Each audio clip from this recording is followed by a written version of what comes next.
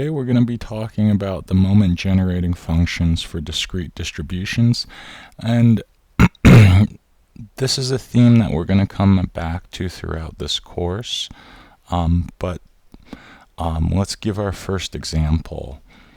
So one thing that's really important for moment generating functions is this is the definition of how you calculate it right here, this formula of the moment generating function is the expected value of e to the t times x, where x is your random variable. Now, because x is random and it has a probability distribution, the expected value of it is e to the tx times its probability. Okay, where you add up the probability, all the probabilities, and you multiply it by e to the tx. Okay. The moment generating function is super useful because it's an alternate way to characterize or describe a probability distribution. So if you know the moment generating function, you also know the distribution, and vice versa. The two are equivalent. The other thing that's really useful about it is that it makes it easy to calculate the expected values, in particular the mean and the variance. Okay, let's give a quick example. Suppose we have a probability distribution that's given by this table. So for p of x equals 0, it has a 20% probability. For p of x equals 1, it has a 30%. And for p of x equals 5, or p of x equals 2, it has a 50% probability. Let's calculate its moment generating function. Okay. So if we use the definition, the moment generating function is the expected value of e to the tx. So when x is 0, we take e to the t times 0 right here, and then we multiply it by the probability x equals 0. Now we repeat this for x equals 1 and x equals 2. So notice the values of x in e to the tx are changing according to x, the random variable, and then we plug in the values. So this makes this e to the 0 times 0.2, because that's the probability. E to the t times 1 is just e to the t times 0.3, and then e to the 2t times 0.5. And this simplifies to this moment generating function. So if the question simply asks you to calculate the moment generating function, you're done. That's all you need to do. Okay. Now, once you have a moment generating function, there's a very, very convenient fact. And the convenient fact says that moment generating functions can be useful for computing the expected value. So, for example, if I want to calculate any of the expected values, the expected of x, the expected of x squared, the expected of x cubed. Notice if I want to calculate expected of x squared, this is in this formula we'd let k equals 2, and this would be e of x squared equals the second derivative of the moment generating function, because k is 2, evaluated at t equals 0. Okay, so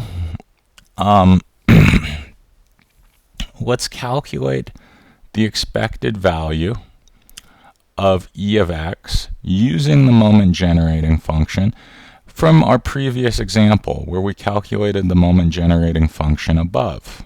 Okay, so if this is our moment generating function, we're going to calculate the average or the expected value just by taking the derivative, so using this formula for e to the tx.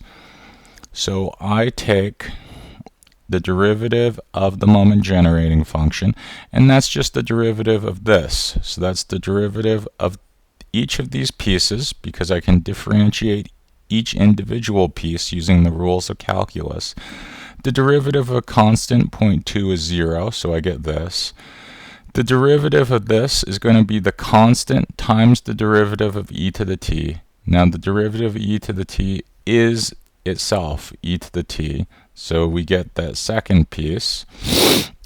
Then the last piece is going to be the constant times the derivative of e to the 2t.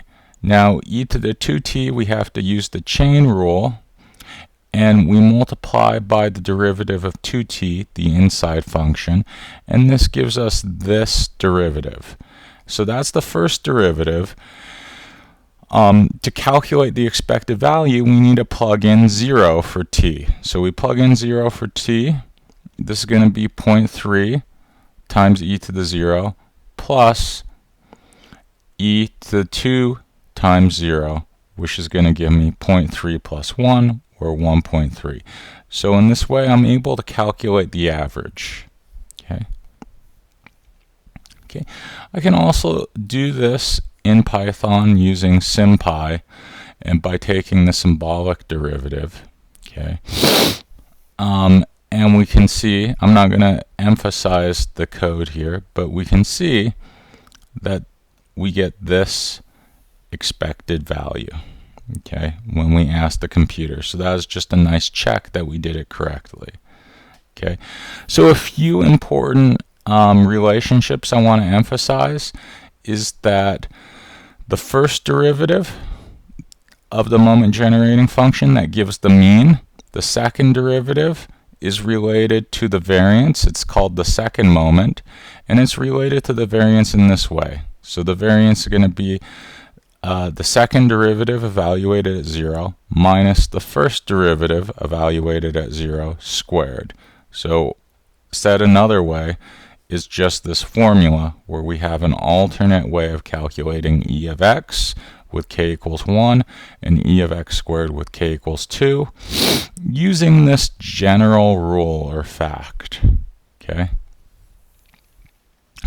So if we wanted to calculate the second derivative and also the variance, you can take the derivative of this function up here by hand, and we can see the derivative of this first term is going to be itself 0.3 times e to the t, but the second one is going to be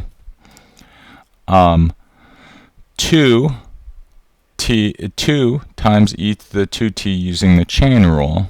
Okay, and then I verified that using SymPy right here. Okay, so just as a check, you can use the symbolic differentiation to calculate its derivative, and we'll get this 2.3. Okay, and then we can calculate the variance using this formula. So we calculate the variance right there, and we'll get 0.61. Okay, so thank you very much. That was just your first example of derivatives and moment generating functions, how they relate to the mean and the expected values.